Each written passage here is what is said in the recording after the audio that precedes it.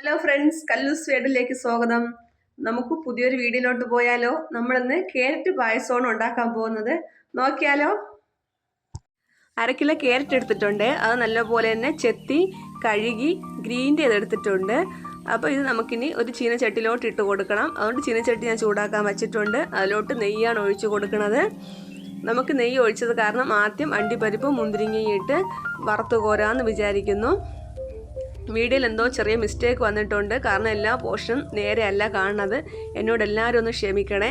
അതെന്തോ ഫോണിന് പറ്റിയ കുഴപ്പമായിരുന്നു. അപ്പോൾ ഇനി ഒന്നേന്ന് എടുക്കണമെങ്കിൽ നല്ല ചിലവുണ്ട് കേട്ടോ. അതിനിപ്പം സാധിക്കില്ല. അതുകൊണ്ടാണ് ഞാൻ ഈ വീഡിയോ തന്നെ അപ്ലോഡ് ചെയ്യുന്നത്. എന്നെ എല്ലാവരും ഒന്ന് സപ്പോർട്ട് ചെയ്തെന്ന് ഞാൻ കരുതുന്നു. അപ്പോൾ ഈ ചീനച്ചട്ടിയിലോട്ട് നമുക്കിനി റെഡിയാക്കി വെച്ചിരിക്കുന്ന ഗ്രീൻ ചെയ്ത് വെച്ചിരിക്കുന്ന ക്യാരറ്റ് ഇട്ട് കൊടുക്കാം. നല്ലപോലെ എണ്ണയിലിട്ട് വശക്കണം കേട്ടോ ഇത്. അപ്പോൾ ഇതിന് കുറച്ച് ചൗവരിയും കൂടി നമുക്ക് അവിച്ച് ചേർക്കണം, ഒരു കുറുകുറുപ്പ് വരാൻ വേണ്ടി. അതുകൊണ്ട് ക്യാരറ്റിൻ്റെ കൂടി വേവാത്തത് കാരണം പ്രത്യേകിച്ച് വേവിക്കുകയായിരുന്നു അപ്പുറത്തെ അടുപ്പിൽ വെച്ച്. അപ്പോൾ നല്ലപോലെ ഒന്ന് ഇടയ്ക്കിടയ്ക്ക് ഇളക്കി കൊടുക്കണം. വീണ്ടും നെയ്യിൻ്റെ ആവശ്യം വന്നു. ഞാൻ കുറച്ച് നെയ്യ് കൂടി ഒഴിച്ച് കൊടുത്തിട്ടുണ്ട് കേട്ടോ.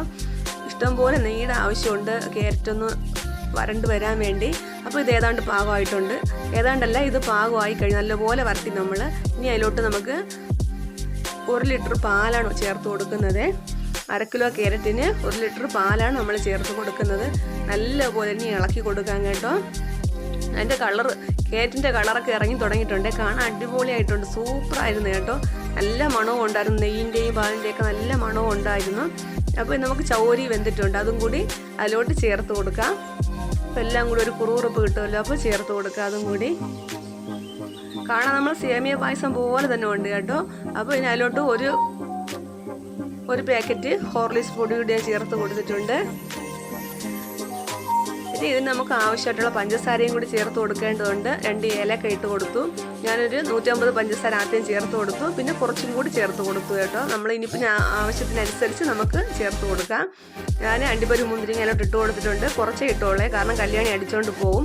അത് കഴിഞ്ഞിട്ട് ബാക്കി ഇടാന്ന് പറഞ്ഞാൽ മാറ്റി വെച്ചേക്കരുത്. അങ്ങനെ അടിപൊളി ക്യാരറ്റ് പായസം റെഡി ആയിട്ടുണ്ട്. ഈ വീഡിയോ നിങ്ങൾക്ക് എല്ലാവർക്കും ഇഷ്ടമാവുമെന്ന് ഞാൻ വിചാരിക്കുന്നു. വളരെ പെട്ടെന്ന് തന്നെ ചെയ്യാവുന്നതാണ് കേട്ടോ ക്യാരറ്റ് പായസം. അധികം സാധനങ്ങളൊന്നും വേണ്ട, നമ്മളെ വീട്ടിലുള്ളതൊക്കെ തന്നെയാണല്ലോ. അപ്പോൾ കുറച്ചായാലും നമുക്ക് ചെയ്ത് നോക്കാനേ ഉള്ളൂ. ഇതെല്ലാം ഇഷ്ടമായെങ്കിൽ എല്ലാവരും ഒന്ന് ചെയ്ത് നോക്കുക.